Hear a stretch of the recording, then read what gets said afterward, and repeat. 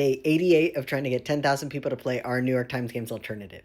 My friend and I make Ponder Club. We have 8 total games, including our own mini crossword, a word alternative, and a connections alternative that we call Common 3. It's a little bit different because you start with 7 words and you have to fit them in this Venn diagram without knowing the categories ahead of time. We don't have an app, we're just a website, but if you want to play all of our games and archives completely for free, just check the link in my bio. Now back to the challenge. Yesterday we had 9,816 people play our games. Now that we've made some improvements to the site to make it easier to learn how to play each game, we're hoping that the dip is not going to be as big as it was here, where we went from almost 10,000 all the way to 6,000-ish. So that would be amazing if we can go only a little bit down, maybe to around 7,000. That would make me so happy if we could end the month at a 7,000 average. That would be insane considering we started at around 4,000.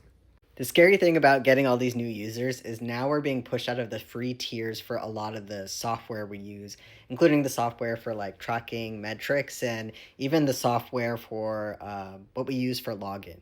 For example, when we pass 10,000 logged in users a month, that's when they start charging us a lot of money for all the accounts. So Callie and I are trying to figure out what to do to prepare for the influx of more and more players, which means the influx of more and more costs. We started with a new ad provider. If you haven't noticed, in the last couple months, we have a new way of showing ads underneath every game. We're hoping that long term, because the ad quality is higher, that will give us a better payout.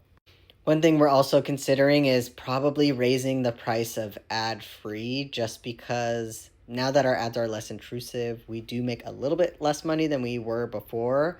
So maybe increasing the price of ad-free, and then maybe even having our own internal Patreon where people could pay monthly to support us and get fun extras or something like that. We're always trying to find this balance because we don't want to be super greedy. At the end of the day, what's important to us is that the gameplay is the same for everyone, and anyone in the world can play our games and archives. That is a non-negotiable. So we need to figure out things outside of that will help us keep this sustainable, help us pay our bills, especially for some of the software that's not going to be free for us anymore. That's how they get you. That's how they get you. Anyway, thanks for watching, liking, sharing, telling your friends about Ponder Club. It makes all the difference in making us get to 10,000 players every single day.